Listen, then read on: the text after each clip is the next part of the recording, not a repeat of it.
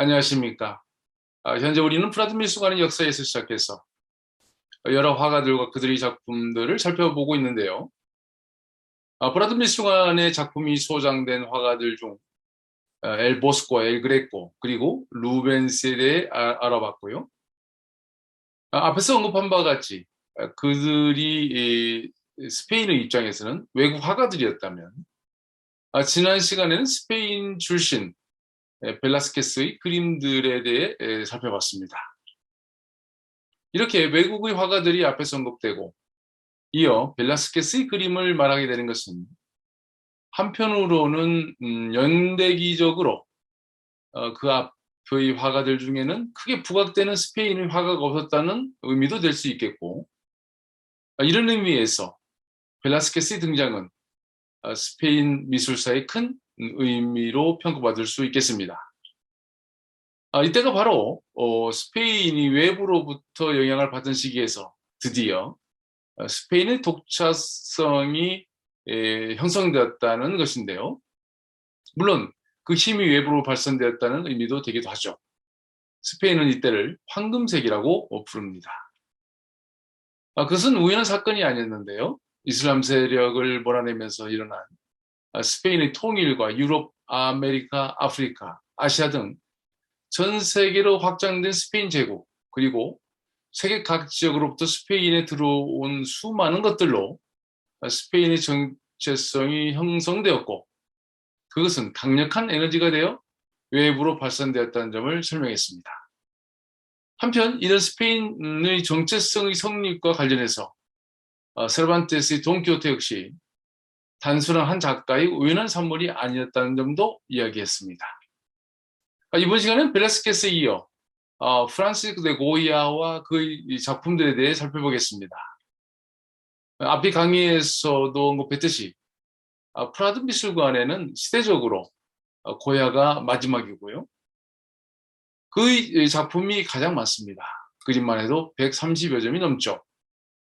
참고로 프라드 미술관의 작품들이라는 것은 왕실, 특히 왕들의 개인적 취향에 의해 화가가 결정되었고 그들의 작품들이 모아졌다고 말할 수 있겠는데요.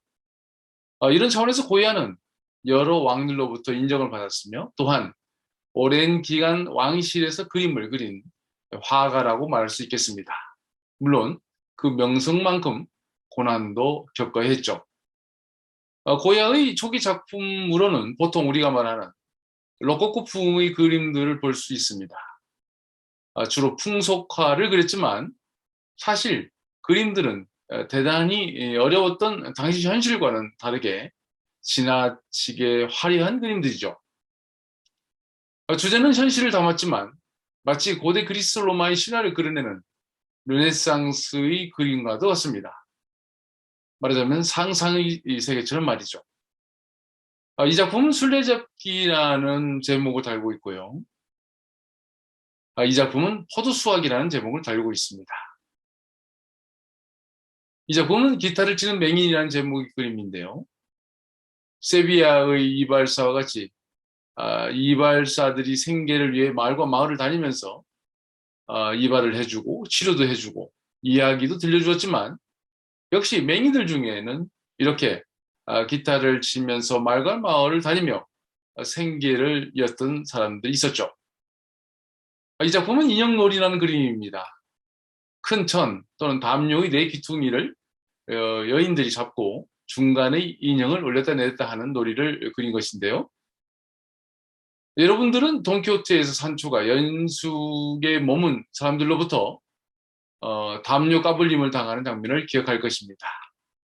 돈키호테가 산초와 길을 가다가 어느 여인숙에 머물렀고 그 다음날 주인이 숙식비를 내라고 하자 사실은 그게 여인숙이 아니라 귀족의 성으로 알고 있었다고 하면서 기사도에 따르면 어떤 기사도 성에 머물면서 숙식비를 낸 적이 없다고 억지 주장하고 도망갔죠. 이러니 산초만 잡혀서 순환을 당하는 내용인데요. 이 그림에서 보는 것처럼 여인숙에 머물렀던 사내들이 산초를 담요 위에 올려놓고 이렇게 담요 까불림을 하게 됩니다. 그것을 담 넘어 보고도 돈키호테는 산초를 구하지 않고 그냥 바라보기만 하죠.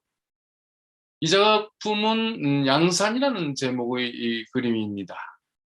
양산과 뒤편의 나무가 만들어내는 X자의 작품 구도는 물론 햇빛과 양산에 의해 생기는 그림자가 혼합되면서 일반적으로 단일한 색으로 표현되었던 것이 다양한 색과 농도로 표현되는 것은 고야를 기준으로 기존 그림과 그 이후의 그림으로 나눠볼 수 있는 중요한 작품이죠. 이렇게 고야가 젊은 나이에 그린 그림들은 기존의 바로코 예술과는 구분되는 프랑스풍의 로코코가 느껴진 것은 사실입니다. 앞에서 스페인 역사를 살펴보았지만 1700년부터 스페인에 들어온 프랑스의 프로봉 왕가와 그 영향을 고야의 그림들은 보여준다고 말할 수 있겠죠. 이 작품은 결혼식이라는 제목을 달고 있습니다. 여기서 몇 가지 흥미로운 것들이 발견되는데요. 먼저 구조적으로 볼 때 이 작품에서 두드러지는 것은 바로 역광입니다. 우리가 사진을 찍을 때도 바로 이 역광을 피하는 게 중요한 조건인데요. 정면이 강렬한 빛으로 인해서 그려야 할 대상들이 있는 공간이 어두워지고 그것들을 제대로 그릴 수가 없게 되죠.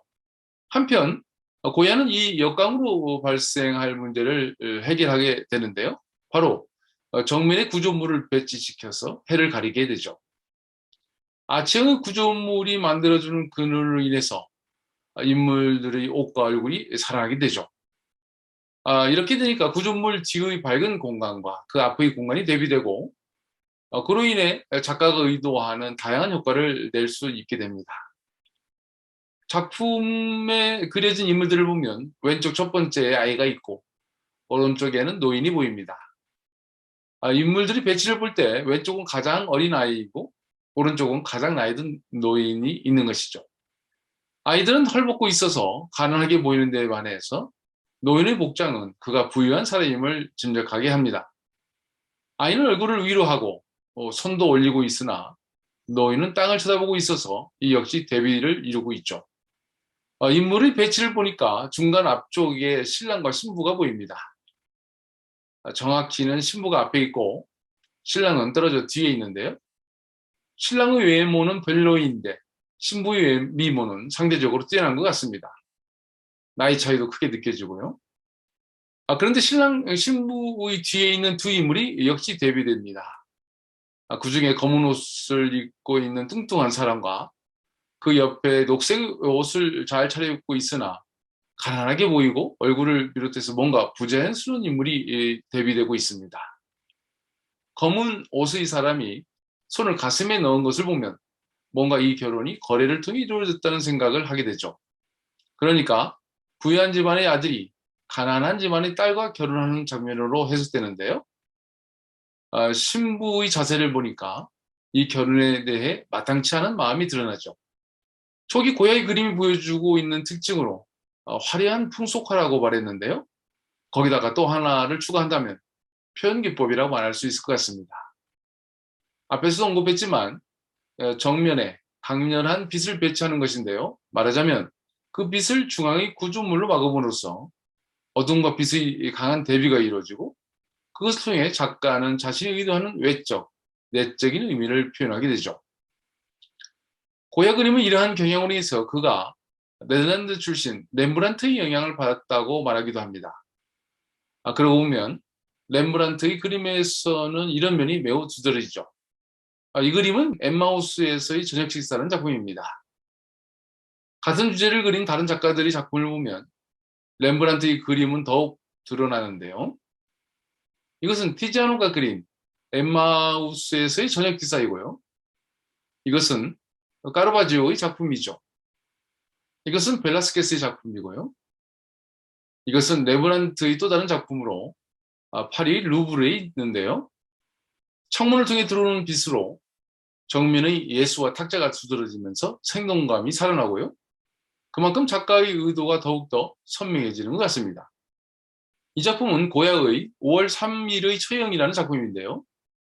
역시 중앙에 보이는 강렬한 빛이 특징이죠. 부각시키고자 하는 부분이 중앙에 배치되고 빛을 비추는 것은 당연하지만 주변을 매우 어둡게 하고 그 중앙 부분을 강렬하게 함으로써 그 대비의 효과가 극대화되고 있습니다. 네, 이번 시간에는 벨라스케스를 잇는 스페인의 대표 화가 고야와 그의 작품들을 살펴보면서 그의 초기 작품들이 보이고 있는 로코코풍의 그림들을 봤고요. 렘브란트의 그림에서 볼 수 있듯이 강렬한 빛을 통해 밝음과 어두움을 극단적으로 대비시키는 방식의 그림을 그리는 고야 미술의 특징을 결혼식이라는 작품을 통해서 알아봤습니다. 다음 시간에도 고야의 다른 작품들을 살펴보겠습니다. 감사합니다.